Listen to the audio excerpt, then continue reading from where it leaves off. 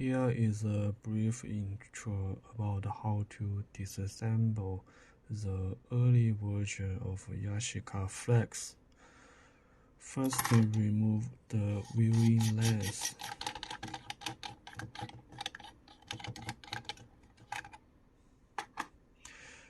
Remove the two screws here. Remove this one. And remove the laser cover. You will find there are 4 holes here. Remove the 4 screws here.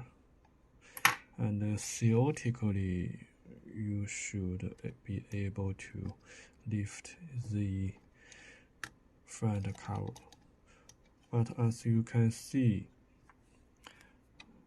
there is one hole, there is another hole. They were covered by the laser, so remove the laser here and here. The laser is already hardened and cannot be easily peeled off. And what if this level are not in the proper position, for example? So it will block the front cover.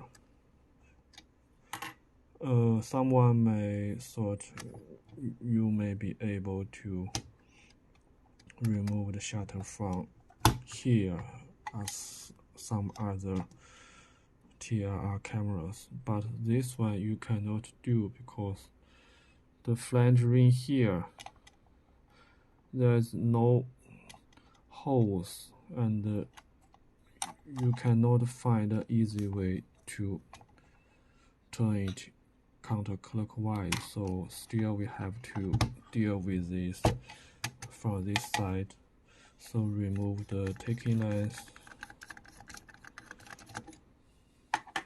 remove anything you can reach, and also there is this one. Remove all this until the shutter inside it is exposed to you. Release the spring. This end should be used to be touched, hooked